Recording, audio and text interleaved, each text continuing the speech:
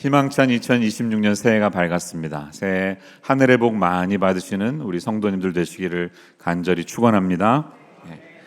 올해부터는 새해 첫 주일을 보내고 나서 이어지는 한 주간 동안 특별 새벽 기도회로 함께 모이려고 합니다. 이번 주는 에베소서 말씀을 쭉 같이 살펴보고 제가 말씀 전하면서 여러분들 함께 기도하는 시간을 갖게 될 것입니다. 기도는 우리 신앙의 핵심 중에 하나죠. 언제 어디서나 모일 때마다 그리스도인들은 기도로 시작하고 기도로 마칩니다. 언제나 기도 시간이 있습니다. 그래서 우리에게 익숙하지만 어떤 분들은 기도하는 것을 굉장히 두려워하는 분들도 계세요. 낯설게 느껴지는 모양입니다.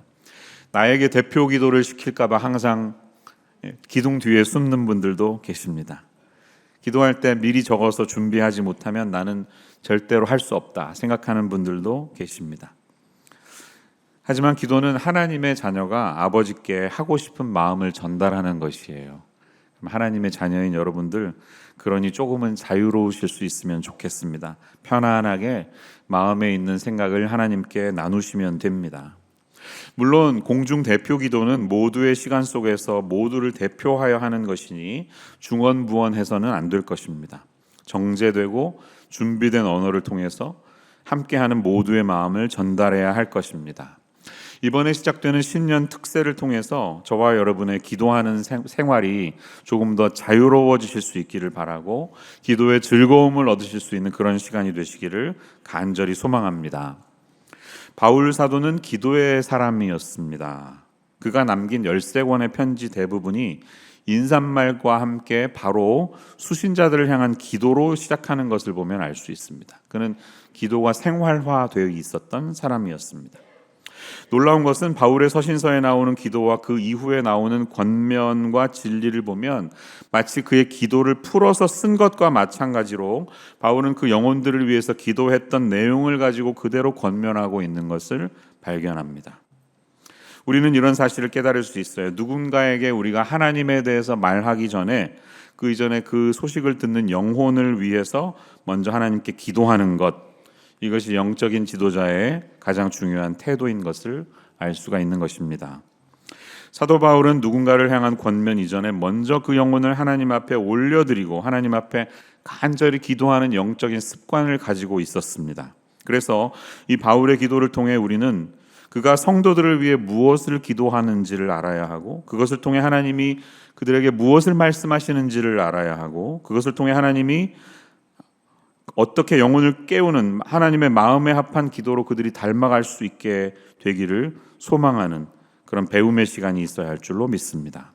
에베소서 1장에는 에베소 성도들을 향한 그 바울의 마음이 고스란히 담겨 있는 것을 봅니다. 제가 앞부분을 읽진 않았지만 3절에서 14절까지의 내용을 보면 하나님에 대한 찬양, 삼위일체 하나님을 찬양하고 있는데 잘 생각해 보면 이것은 찬양의 기도입니다. 그는 하나님께 기도하는 것입니다. 이어지는 오늘 본문 15절에서 23절은 성도를 향한 바울의 기도가 그대로 실려 있습니다. 그러니 에베소서 1장 전체가 기도의 장이다, Chapter of Prayer라고 말해도 과언이 아닙니다. 이것은 또한 우리 그리스도인들이 하나님 앞에서 어떻게 기도하는지에 대한 모범이라고도 할 수가 있습니다.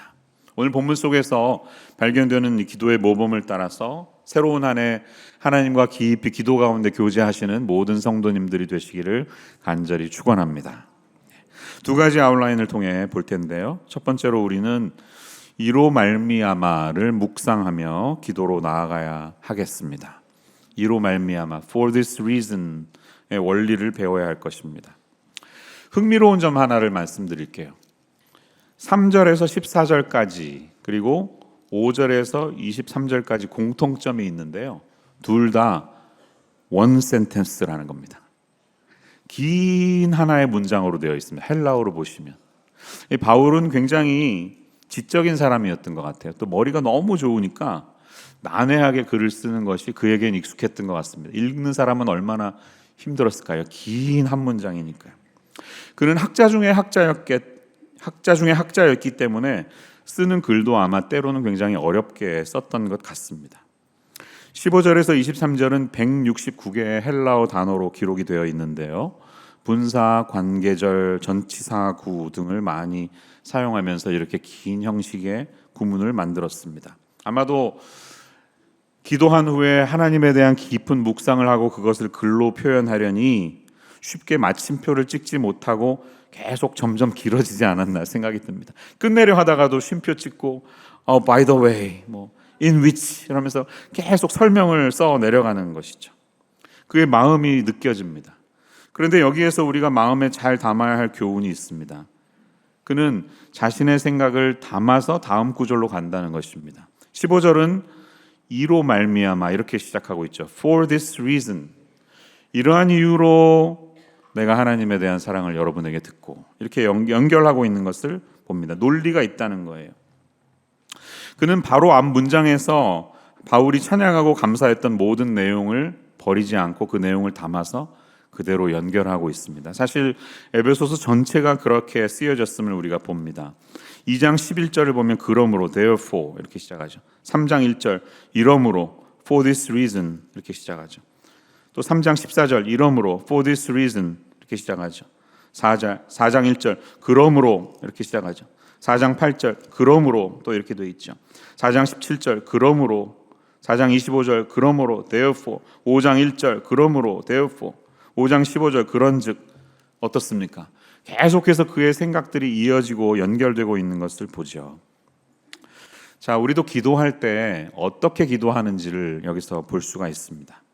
저와 여러분 어떻게 기도하십니까? 보통 예배에 나와서 먼저 기도로 준비하면서 혹은 새벽 기도회에 나와서 우리는 앉자마자 하나님 아시죠?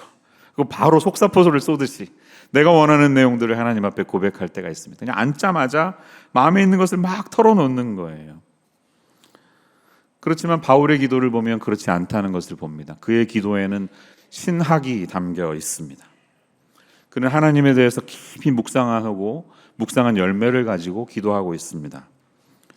앞부분을 제가 지금 다 설명할 수는 없지만 1장 앞부분을 보시면 성부, 성자, 성령 하나님에 대해서 묵상한 내용을 나눕니다. 4절을 보시면 창세전에 우리를 예정하시고 선택하신 아버지 하나님을 노래합니다. 7절을 보면 그리스도의 풍성한 은혜로 우리를 구속하여 주신 죄사함의 속량 리뎀션을 노래합니다. 그리스도 안에서 그의 은혜의 풍성함을 따라 그의 피로 말미암아 속량 죄사함을 받았느니라. 성자 하나님이 성부 하나님의 뜻을 어떻게 행동에 옮기셨는지 노래하고 있습니다. 10절에 보면 이러한 하나님의 구원 계획은 그리스도 안에서 모든 것들을 통일하게 하려 하신다는 하나님의 원대한 계획을 묵상하면서 노래하고 있습니다. 생각해보면 하나님은 구원을 계획하시고 예수님은 구원을 실행하시고 성령님은 그 구원을 적용하시고 확증시켜 주시는 분이십니다. 삼위일체 하나님이 우리의 구원을 위해서 함께 일하십니다. 13절에서는 그것이 성령의 인치심으로 말미암아서 우리 크리스찬들이 그걸 믿게 된 것이라고 이야기하는데요. 하나님의 깊은 구원의 경륜을 이렇게 긴 문장으로, 한 문장으로 표현하고 있다는 거예요. 얼마나 이 문장을 쓰기 위해서 그가 많은 생각을 하면서 적어내렸을까요? 그리고 그러한 사실을 근거로 부르심을 받은 그 은혜를 생각하면서 기도한다, 이런 뜻입니다. 사랑하는 여러분, 우리의 기도가 많은 생각과 묵상이 담긴 기도가 되기를 소망합니다. 그래서 우리가 기도할 때 먼저 말씀을 묵상하고 말씀을 들은 후에 기도하는 게 굉장히 중요합니다. 선포된 말씀을 통해 전해진 진리가 있죠. 그 진리를 마음에 담은 후에 반추하시는 거예요. 소가 위가 4개라고 그러죠? 계속 그 안에서 소가 소화하듯이 우리의 기도도 반추해야 됩니다. 이것이 삶 속에 어떻게 적용돼야 될까? 내가 어떻게 이 하나님의 말씀을 받아들여야 할까? 하면서 기도해야 한다는 것입니다. 그리고 그렇게 많은 반추를 통해 빚어지는 우리의 기도의 열매는 찬양이 있어야 하고 감사가 담겨야 하는 줄로 믿습니다. 바울이 그렇게 기도하고 있어요. 1장 15, 16절을 다시 보세요. 이로 말미암아 주 예수 안에서 너희 믿음과 모든 성도를 향한 사랑을 내가 듣고 내가 기도할 때 기억하며 너희로 말미암아 감사하기를 그치지 아니하며, 이렇게 말하고 있습니다. 1장 앞부분에서는 성부, 성자, 성령 하나님을 찬양했죠. 찬송하리로다 이렇게 했죠. 그러한 후에 감사로 열매를 맺고 있다는 사실을 봅니다. 여러분, 찬감자 중간이라고 들어보셨습니까? 찬감자 중간. 차가운 감자는 중간 가운데를 잘라야 맛있다 뭐 이런 말 아니고요. 네. 기도할 때 기도의 순서를 잘 모르시는 분들을 위해 도움되라고 누가 머리를 따왔습니다. 찬양, 감사, 자백, 중보, 간구예요. 예. 그런 순서로 기도하면 쉽게 외워지시겠죠. 찬, 감자, 중간. 같이 한번 해볼까요? 찬양, 감사, 중보, 간구, 자백. 네. 어떻게 기도해야 될지 모를 때 이런 순서를 따라서 한번 기도해 보시기를 바랍니다. 무엇보다 찬양하는 일에, 감사하는 일에 많은 시간을, 오랜 시간을 투자하시면서 기도의 자리에 머무실 수 있는 우리 성도님들 되시기를 바랍니다. 그리고 나면 이어지는 것은 무엇일까요? 내가 기도할 때 기억하며 중보할 사람들을 떠올리는 것이 기도의 올바른 자세입니다. 바울이 그 점에서 우리에게 본을 보여주고 있습니다. 너희로 말미암아 감사하기를 그치지 아니하고 라고 말합니다. 내가 잊지 않고 계속해서 여러분들을 위해서 기도했다는 거예요. 진정한 기도는 간헐적으로 가끔씩 생각날 때 하는 것이 아니라 항시적으로 항상 기도하는 것인 줄로 믿습니다. 그러면서 그의 기도는 나 자신을 위한, 내 가족들을 위한 기도가 아니라 타인들을 위해서 관대한 마음으로 기도하는 것이라는 본을 지금 보여주고 있다는 거예요. 바울은 자신을 위해서가 아니라 에베소 교회 성도들을 위해서 감옥 안에서 기도하고 있습니다. 분명히 척박하고 고된 감옥 생활이었을 텐데 이 위대한 사도는 끊임없이 그의 시간을 내어서 사랑하는 이들을 떠올리며 하나님께 감사해 왔음을 고백하고 있습니다. 생각해 보십시오. 우리가 힘든 환경에 처하면 기도가 나오기는커녕 얼른 눕고만 싶지 않나요? 얼른 씻고 자고만 싶지 않나요? 그럴 텐데 바울은 그의 영성은 얼마나 뛰어난지 거침없이 그가 처한 환경을 뛰어넘고 있다는 사실을 보고 있습니다. 우리는 때론 나를 위한 내 기도가 부족하면 하나님이 나를 향해 은혜를 덜 부어주실지 염려하는 그런 사람들입니다. 내 기도도 열심히 해야 내 기도를 들어주실 텐데 그런 생각을 합니다. 하지만 사랑하는 여러분, 염려하지 마십시오. 하늘에 계신 우리 아버지가 우리의 필요를 아신다고 예수님이 말씀하셨습니다. 누가복음 12장 29, 30절은 우리에게 이렇게 말씀하죠. 너희는 무엇을 먹을까 무엇을 마실까 하여 구하지 말며 근심하지도 말라. 이 모든 것은 세상 백성들이 구하는 것이니라. 너희 아버지께서는 이런 것이 너희에게 있어야 할 것을 아시느니라. 이렇게 말씀합니다. 사실 우리의 필요를 구하기도 전에 우리가 가져야 할 것을 아시는 분이 하나님이시라라고 고백하고 있습니다. 기도는 ATM에서 돈을 뽑듯이 내게 필요한 무언가를 하나님으로부터 받는 활동이 아닙니다. 기도는 하늘에 계신 우리의 아버지와 인격적인 관계를 나누는 활동입니다. 하나님은 우리가 속한 교회의 필요를 언제나 넉넉히 공급해 주시는 하나님이신 줄로 저는 믿습니다. 그런데 그러한 과정에서 주님은 우리보다는 우리가 다른 지체들에게 더 많은 깊은 관심을 기울이시기를 바라십니다. 그런 차원에서 볼 때 주님이 가르쳐 주신 이 주님 주기도문의 기도는 우리가 무엇을 생각하며 기도해야 될지 아주 좋은 예라고 생각할 수가 있습니다. 이 기도는 복수로 나타납니다. 항상 우리를 생각하면서 말씀하십니다. 하늘에 계신 우리 아버지야, Our Father who art in heaven 이렇게 말합니다. 오늘 우리에게 일용할 양식을 주옵시고 우리가 우리에게 죄 지은 자를 용서하여 준 것 같이 우리 죄를 사하여 주시옵고 우리를 시험에 들게 하지 마시옵고 라고 말합니다. 우리의 기도에는 이렇게 공동체를 생각하는 기도가 담겨 있어야 하는 줄로 믿습니다. 새해 저와 여러분의 기도에 그러한 마음과 자세가 담긴 한 해가 되시기를 간절히 축원합니다.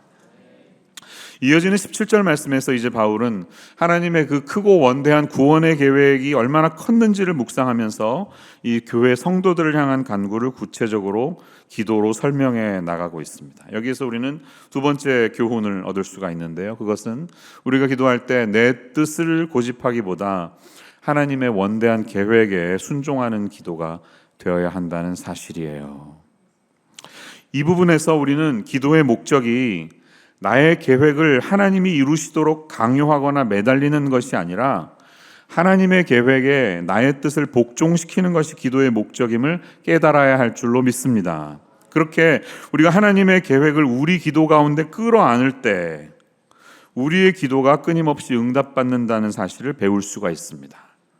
기도의 참된 응답은 하나님의 뜻이 내 안에 들어와서 소화될 때, 주의 뜻을 제가 복종합니다 라고 기도할 때 주의 뜻이 이루어지는 줄로 믿습니다. 하나님이 정말 우리가 무엇을 구하기도 전에 있어야 할 것을 아시는 분이시라면 우리가 기도해야 할 진짜 이유는 명백해집니다. 그것은 하나님을 우리의 뜻에 맞추는 것이 아니라 우리가 하나님의 뜻에 순종하기 위해서 기도해야 한다는 사실이에요. 요한 칼빈은 기도에 대해서 가르침을 주면서 우리가 기도해야 되는 이유를 6가지로 정리해서 설명한 적이 있습니다. 화면에 나타나는데요. 여러분 제가 1 하면 다 같이 읽어볼게요. 화면 보시고 읽습니다. 시작. 1. 하늘에 계신 우리 아버지께 의지하는 법을 배우기 위해. 2. 우리 마음에 품고 있는 갈망을 정화하기 위해. 3. 하나님이 무엇을 공급하시든 만족하기 위해. 4. 자비롭고 신실하신 하나님을 더 깊이 알고 감사드리기 위해. 5. 하나님이 제공하신 많은 선물을 양심의 가책 없이 누리기 위해. 6. 매일의 필요를 한결같이 채우시는 하나님을 신뢰하기 위해. 아멘이시죠? 이런 기도의 목적을 가지고 주님 앞에 나아가시는 성도님들 되시기를 축원합니다. 때로 하나님은 우리에게 주고자 계획하신 것을 우리가 실제로 기도하면서 구하기 전까지 주지 않기도 하십니다. 딜레이 시키세요. 우리가 그 내용을 가지고 기도하기를 바라십니다. 왜 그럴까요? 왜냐하면 하나님이 우리를 사랑하시면서 돌보신다는 사실을 우리가 기도를 통해 깨닫기를 원하시기 때문이에요. 그냥 무작정 주시는 게 아니라 기도하면서 정말 하나님이 나의 필요를 돌보시고 채우시는 분이시는구나 하는 것을 깨닫기 원하시는 분이 아버지시기 때문이에요. 자녀들이 이렇게 돈 달라고 많이 하잖아요. 네. 저희 애들도 이렇게 문자가 오면 가끔씩 보면 뭐 필요할 때 문자 오거든요. 근데 부모의 마음은 사실 언제나 문자가 오길 바라죠. 엄마 아빠 안부 전화 드렸어요. 하나님도 똑같을 것 같습니다. 우리에게 필요한 것들을 날마다 주기 원하시지만 그 사랑의 관계를 서로 간에 교통하고 깨닫기 위해서 먼저 우리가 하나님과 좀 주님 앞에 나아가기를 원하시는 것 같아요. 그래서 생각해보면 우리가 기도할 때 기도의 응답이 지연되는 것도 행복에 이르는 과정일 수 있다고 생각합니다. 왜? 그 기간 하나님과 밀당하시는 거잖아요. 밀고 당기고 하면서 서로에 대한 사랑을 확인하는 거 아니겠습니까? 기도하면서 또 채워주시네, 일이 이렇게 벌어지네, 이런 결과가 나타나네 하면서 정말 하나님이 내 기도를 들으시는구나, 나를 인도해 주시는구나, 우리가 깨달아가지 않습니까? 그러면서 아버지 하나님과의 관계가 깊어지는 것이 아니겠습니까? 그러므로 사랑하는 성도님들, 우리가 기도하는 기도의 목적을 분명히 하시고 기도에 들어가시기를 바랍니다. 바울은 17절 이하에 이어지는 기도에서 에베소 성도들을 향한 그의 마음을 어떻게 밝히고 있나요? 그의 기도에는 어떤 마음이 있습니까? 17절에서 19절까지 읽어보면 굉장히 단어가 어렵기 때문에 우리가 쉽게 이해하기 어렵지만 결론적으로 보면 알기를 원한다는 겁니다. 여러분들이 좀 이것을 알았으면 좋겠다 이렇게 기도하고 있습니다. 보세요. 17절 영광의 아버지께서 지혜와 계시의 영을 너희에게 주사 하나님을 알게 하시고 이렇게 말합니다. 18, 19절 보세요. 마음의 눈을 밝히사 부르심의 소망이 무엇이고 기업의 영광의 풍성함이 무엇이고 역사하심을 따라 믿는 우리에게 베푸신 능력의 지극히 크심이 어떠한 것을 알게 하시기를 구하노라. 여러분들이 좀 알기를 원한다 이렇게 기도하고 있습니다. 그러니까 결론적으로 보면 성도님들이 하나님을 더 깊이 체험하고 그분을 알게 해달라는 고백이라는 것을 깨달을 수가 있죠. 그의 기도의 제목은 무엇입니까? 그는 지혜와 계시의 영을 주셔서 여러분들이 하나님을 알게 되기를 소망하고 있습니다. 17절에서 말하고 있죠. 지혜와 계시의 영을 너희에게 주사. 여러분, 에베소 성도님들이 하나님을 모르고 있었을까요? 아니요. 그들은 예수님의 이름을 압니다. 복음을 이미 들었고 성령의 인치심, 성령의 세례를 받은 크리스찬들입니다. 하나님을 이미 아는 사람들입니다. 그러나 바울은 거기에서 머물러 있지 않습니다. 비록 성도들이 성령의 인치심을 받고 확신을 하고 있었지만 그 확신의 단계에 머물러 있기를 원하는 것이 아니라 더 깊은 영적인 성장의 최고봉에 오르기를 원하는 마음이 지금 있는 것이에요. 더 좀 높이 올라가서 이 하나님의 지극히 풍성함을 더 깊이 경험하기를 원합니다 라는 마음인 것입니다.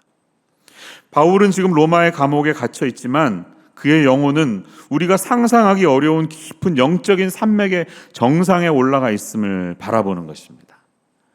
여러분, 산 중턱에서 바라보는 것과 산의 정상에서 바라볼 때 그 풍경이 완전히 달라지는 것을 경험하시지 않습니까? 며칠 전에도 저희 조카 아이가 와가지고 미션 픽에 올라갔는데요, 쭉 올라가다 보면 의자가 하나 있어요. 그 의자에 앉으면 어느 정도 베이 지역이 이렇게 보여요. 경치 좋네 하는데 제 아내가 더 막 올라가고 있습니다. 애들이 막 짜증냅니다. 언제까지 갈 거냐고. 조금 더 이렇게 올라가다 보니까 언덕이 더 많이 만나는데요, 거기 올라갔더니 너무나 풍경이 달라지면서 멋있는 거예요. 기가 막힌 풍경이 펼쳐집니다. 등산하시는 분들은 그 기쁨을 아실 거예요. 영적인 것도 똑같습니다. 그 자리에 머물러 있는 게 아니라 더 높은 정상을 향해 산봉우리에 오를 때 더 깊고 풍성한 영적인 시야가 우리에게 생겨난다는 것이죠. 바울의 기도가 그것입니다. 여러분들이 이 정도에서 그치는 것이 아니라 이 하나님의 깊고 오묘하심을 더 깊이 알아가기를 제가 소망합니다. 이렇게 기도하는 것입니다. 하나님을 안다는 것은 정보, 인포메이션이 아니라 체험적으로 하나님을 깊이 깨닫기를 원한다는 것이죠. 여러분, 하나님이 우리에게 주신 이 구원의 기쁨, 그것도 참 좋지만 우리가 구해야 할 것은 그분을 더욱더 깊이 알아가는 것인 줄로 믿습니다. 그게 강한 신앙이요 능력이 되기 때문입니다.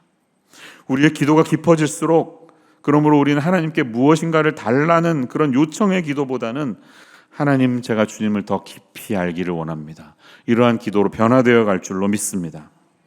우리가 새해 주님 앞에 구하는 구체적인 기도 중에 정말 중요한 기도의 제목이 있다면 주님을 더 알기를 원합니다, 하나님을 더 깊이 알기를 원합니다, 이렇게 기도하시는 사랑하는 성도님들 되시기를 주님의 이름으로 축원합니다. 그런데 우리가 하나님을 깊이 알기 위해서는 우리의 힘으로 안 되고 성령의 조명하심이 필요합니다. 성령님께서 우리에게 빛을 비추어 주셔야 알 수가 있어요.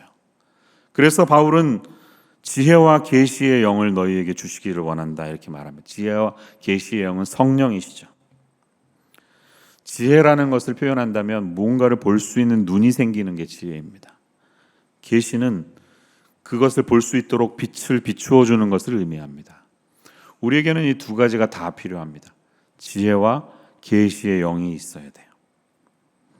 뭔가를 보려면 일단은 눈이 있어야죠. 아무리 환한 대낮에 바깥에 나가신다 하더라도 시력이 없는 사람은 아무것도 볼 수가 없습니다. 눈이 있어야 됩니다. 빛이 아무리 강한 빛이 있어도, 계시가 아무리 강한 계시가 있어도 눈이 띄어 있지 않으면 볼 수가 없습니다. 반대로 아무리 시력이 좋아도 캄캄한 어둠 속에 들어가면 아무것도 보지 못합니다. 동굴에서는 아무것도 보이지 않습니다. 빛이 있어야 드디어 보이는 거죠. 그러므로 우리는 뭔가를 깨달을 수 있는 눈이 열려야 함과 동시에 그 볼 수 있는 빛을 비추어 주시는 성령의 도우심이 필요하다는 사실을 깨달으시기를 바랍니다. 지혜가 있어야 하고 계시가 있어야 되는 겁니다. 그럴 때 우리는 드디어 뭔가를 볼 수 있습니다. 자, 이제 마지막으로 제가 이 바울의 기도에서 강조하고 싶은 것이 하나 더 있어요. 하나님을 깊이 알아가는 것이 도대체 무엇이냐? 하나님을 안다는 게 뭐냐? 그런 것은 우리의 삶에 어떠한 변화가 일어난다는 것인가? 이런 질문입니다. 여러분, 하나님을 우리가 깊이 알게 될수록 저와 여러분의 삶이 어떻게 바뀌어 갈까요? 18절 말씀에서 바울은 이렇게 기도하고 있습니다. 너희 마음의 눈을 밝히사. 마음의 눈을 밝혀주셔서 하나님의 소망이 무엇이고 영광의 풍성함이 무엇이고 능력의 지극히 크심이 무엇인지를 알기를 원한다, 이렇게 말하고 있습니다. 마음의 눈이 밝아져야 한다고 기도하는 것이죠. 마음의 눈이 있죠? 마음의 눈은 무엇을 의미할까요? 우리 모두에게는 가치관이라는 것이 있습니다. 사물이나 사건에 대해서 내가 판단을 내릴 수 있는 기준이 되는 게 바로 가치관이죠. 이 가치관은 사람마다 다 다릅니다. 여행을 예를 들면 느리게 하는 게 여행이다라고 믿는 분들이 있어요. 그래서 자전거를 타고 돌아다니십니다. 또 걷는 여행을 하시는 분들도 있어요. 그래야 제대로 본다는 거죠. 한 곳에 오랫동안 깊이 보는 걸 좋아하는 분도 있어요. 반면에 어떤 분들은 여행을 하려면 많은 것을 봐야 된다고 믿는 분들도 있어요. 그래서 빨리빨리 이동하는 게 중요한 목적이죠. 빨리 여러 군데 많이 돌아다니는 것을 여행을 잘했다고 생각하는 분도 있어요. 이건 다 가치관의 차이입니다. 이 가치관은 우리의 마음이 무엇을 선호하는지에 대한 감정에 따라서 형성이 되는 것이죠. 성경에서 말하는 마음이라는 것은 단순히 이 상반신에 위치한 심장을 의미하지 않습니다. heart라고 번역되지만 이 heart는 그보다는 우리의 지성적인 이해와 정서적인 감정을 통합하고 있는 우리 정신과 육체의 중심부를 가리키고 있습니다. 성경은 그것을 heart, 마음이라고 말합니다. 그렇기 때문에 바울이 마음의 눈을 밝혀 하나님이 사랑하시는 것을 그들도 사랑하게 해달라고 기도하고, 하나님이 세상을 보시는 방식대로 그들도 세상을 바라보게 해달라고 기도하고 있는 것이에요. 우리의 마음이 하나님을 닮아가서 그분이 보시는 것처럼 우리도 볼 수 있게 해달라, 우리의 가치관이 그렇게 변화할 수 있게 해달라고 하는 기도가 바울의 기도라는 사실입니다. 그래야만 우리가 하나님이 보시는 방식으로 세상을 온전히 이해할 수 있기 때문입니다. 유물론적인 진화론적 관점으로 세상을 보는 것도 아니고요, 자본주의 돈의 논리로 세상을 보는 것도 아니라 하나님이 보시는 관점에서 볼 수 있게 되는 것, 그것이 우리의 마음의 눈이 밝혀지는 것이라고 말하는 것입니다. 우리의 오랜 신앙의 경험을 되돌려 볼 때 하나님은 일반적으로 우리가 기도하면 내 삶 속에 있는 환경을 바꾸어 주시기보다는 우리의 마음을 바꾸어 주심으로써 내가 처한 환경을 바라보는 우리의 시선이 변화되게 하십니다. 저에게는 그랬습니다. 여러분들은 어떠셨습니까? 환경이 바뀌기보다는 환경을 해석하는 나의 가치관이 변화되게 하셨습니다. 그게 기도 가운데 일어나는 일이었죠. 그리스도인들은 기도 가운데 이렇게 우리의 관점을 바꾸기 원하시는 하나님의 인도하심에 대해서 민감하게 반응해야 할 줄로 믿습니다. 바울은 지금 에베소서 옥중서신을 써 내려가고 있어요. 에빌골빌 이렇게 외우는데요, 에베소서, 빌립보서, 골로새서, 빌레몬서는 옥중서신이에요. 그는 아마도 굉장히 고통스러운 상황 속에서 이 편지를 써내려가고 있을 것입니다. 하지만 우리는 이 편지에서 단 한 번도 제가 어서 빨리 이 감옥에서 벗어날 수 있게, 석방할 수 있게 해달라고 기도하는 내용이 하나도 없는 것을 봅니다. 그런 내용을 전혀 찾아볼 수가 없습니다. 오히려 에베소서의 결론을 보면 6장 19절 20절 부분을 보면 그는 편지를 마무리하면서 이렇게 말합니다. 또 나를 위하여 구할 것은 내게 말씀을 주사 나로 입을 열어 복음의 비밀을 담대히 알리게 하옵소서 할 것이니라. 이 일을 위하여 내가 쇠사슬에 매인 사신이 된 것은 나로 이 일에 당연히 할 말을 담대히 하게 하려 하심이라. 이렇게 말하고 있습니다.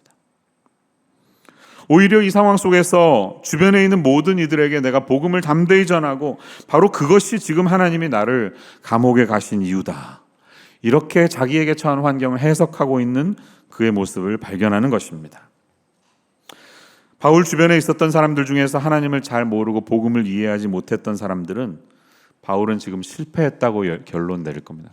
그의 인생 끝났어, 막장이야, 이렇게 생각했을 겁니다. 바로 얼마 전까지 잘 나가던 천하의 엘리트 바울인데, 로마 시민권을 가진 사람인데 지금 그런 사람이 로마 감옥에 갇혀서 자신의 판결을 받을 날을 기다리는 비참한 신세가 되었으니 얼마나 불쌍해 보입니까? 하지만 바울은 그렇게 생각하지 않습니다. 그의 자존감, 그의 사명은 전혀 흔들림이 없습니다. 나는 예수님께서 나를 세상에 보내신 사신, 엠베사더가 되었다고 스스로를 그렇게 여겼습니다. 그리스도의 통치 가운데로 사람들을 인도할 수 있는 위엄 있는 그 직분이 나에게 주어졌다, 그렇게 해석했습니다. 비록 감옥에 있긴 하지만 주변에 있는 동료 죄수들과 간수들에게 복음을 전하고, 지금 내 영적인 눈을 열어서 보면 보좌에 앉으셔서 세상을 통치하고 계시는 예수 그리스도의 승리하심을 선포할 수 있는 기회가 자신에게 주어졌다, 그렇게 믿고 있는 것이에요. 관점의 변화가 일어난 것입니다. 그는 빌립보서에서도 동일한 고백을 한 적이 있죠. 1장 12, 13절을 보니까 이렇게 말하고 있습니다. 형제들아, 내가 당한 일이 도리어 복음 전파의 진전이 된 줄을 너희가 알기를 원하노라. 이러므로 나의 매임이 그리스도 안에서 모든 시위대 안과 그 밖의 모든 사람에게 나타났으니 라고 말합니다. 할렐루야. 사랑하는 여러분, 우리의 기도 생활에서 구해야 할 것은 바로 이 상황과 환경을 바라보는 우리의 관점이 하나님의 관점으로 변하게 해달라는 기도가 되어야 할 줄로 믿습니다. 이것이 바로 마음의 눈을 밝혀지는 일, 그 하나님을 알게 되는 사람의 삶 가운데 일어나는 열매인 줄로 믿습니다. 세상을 바라보는 우리의 관점이 하나님의 말씀을 따라 역사하시는 성령의 조명으로 말미암아 바뀌게 해달라고 간구해야 할 줄로 믿습니다. 그럴 때 우리는 이 더럽고 음침한 감옥이 천상에서 내려다보는 하나님의 극장으로 느껴질 수 있고, 복음이 드라마처럼 펼쳐지는 빛나는 무대로 여겨질 줄로 믿습니다. 잠시 동안 지금은 후퇴에 있지만 그것은 앞으로의 두 걸음 큰 진보를 위한 잠시 동안의 휴식으로 여겨질 수 있게 되는 것입니다.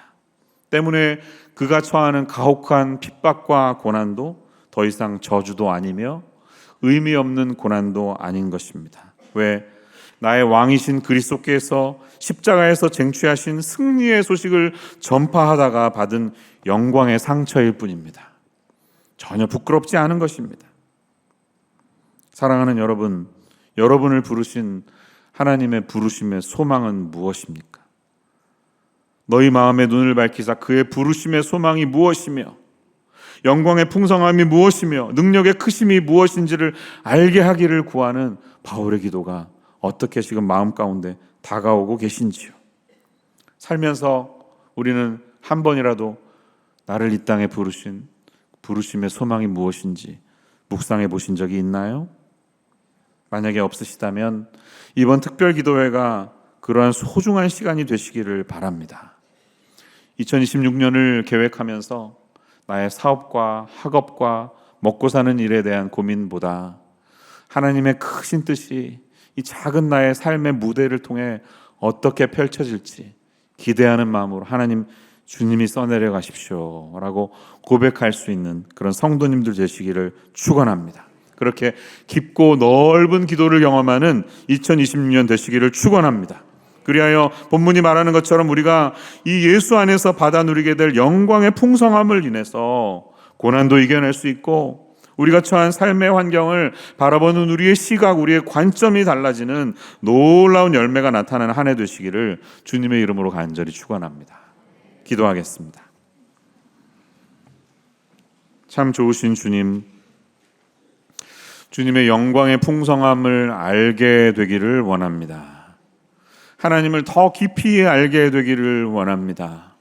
우리의 마음의 눈이 밝혀져서 이 세상에 벌어지는 환경을 바라보는 우리의 시선이 하나님의 시선처럼 되기를 소망합니다. 주여, 우리를 빚으셔서 우리가 주어지는 삶의 고난 속에서 쉽게 무너지거나 넘어지지 않도록 도와주시고, 고난조차도 하나님이 우리에게 허락하시는 영광의 상처라는 사실을 깨닫고 예수 그리스도께서 머리 되신 이 교회라고 하는 소중한 공동체에 부르심의 소망을 경험하며 몸되신 교회를 온전히 섬겨나가는 모든 주님의 자녀들 되게 하여 주시옵소서.